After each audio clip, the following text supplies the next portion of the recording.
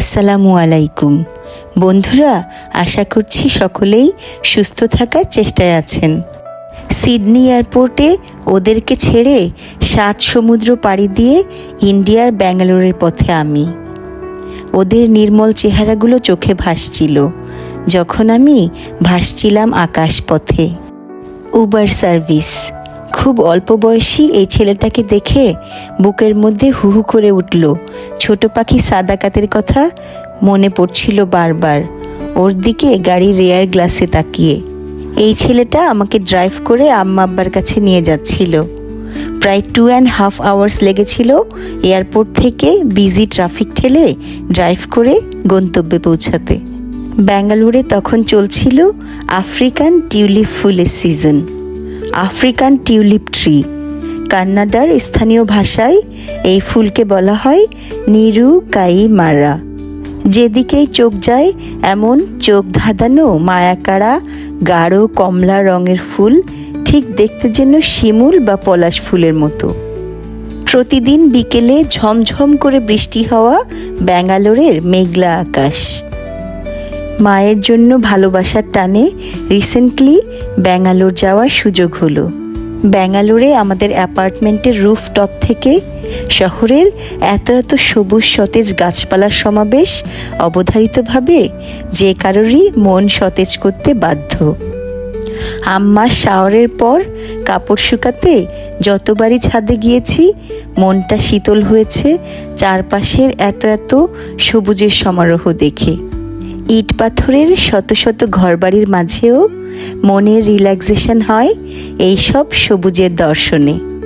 পরিবেশ ভালো রাখার জন্য এই শহরের মানুষের এমন সব সবুজ প্রীতি দেখে মুগ্ধ হতেই হবে যে কোনো সচেতন মানুষকেই। বাংলাদেশের মতো ইন্ডিয়াও কিন্তু জনবহুল একটি দেশ। পরিবেশের ভারসাম্য রাখার জন্য ওদের সচেতনতা যেন খুব বেশি চোখে পড়ার মতো।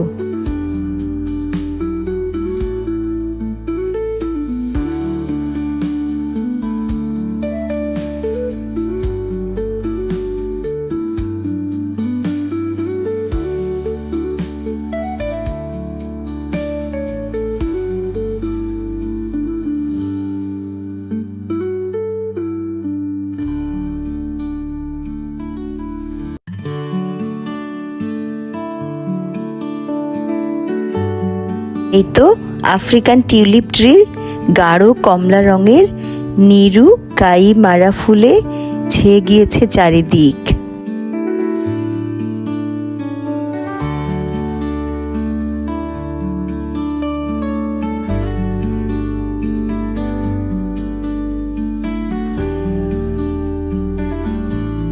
সেদিন রাতে আগমন হয়েছিল চন্দ্রগ্রহণের মস্ত বড় ব্লাড মুনের।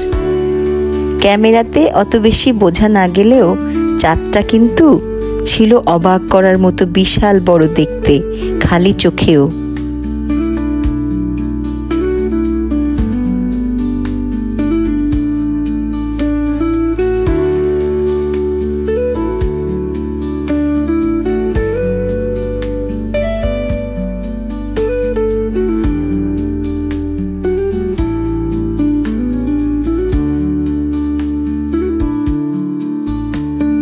পরদিন ছোট বোনকে নিয়ে আম্মার জন্য কিছু ডেইলি ইউজের জিনিসপত্র কেনা আর লোকাল ফার্মেসিতে গিয়েছিলাম খুব ক্ষণিকের জন্য। কেন যেন মনে হলো মেমোরিতে ধরে রাখি সময়টা, পরে কখনো দেখে নেব। আমরা দুই বোন কিছু ভেজিটেবলও বাজার করে নিলাম খুব কাছের লোকাল বাজার থেকে। ডক্টরের পরামর্শ মতো আম্মাকে প্রচুর পরিমাণে গ্রিন ভেজিটেবল খেতে হবে এত এত মেডিসিনের সাইড ইফেক্ট কমানোর জন্য।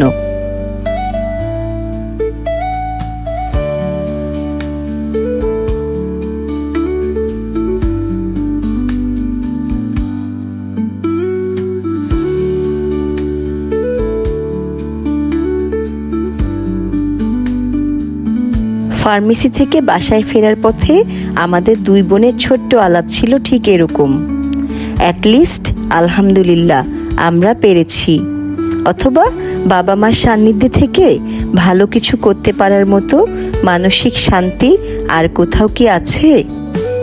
কমেন্ট সেকশনে কমেন্ট করে জানাতে পারেন মা বাবার দুঃসময়ে তাদের পাশে থেকে কার কার আমার আর আমার বোনদের মতো সামান্য হলেও কিছুটা তৃপ্তি হয়েছে অন্তরে।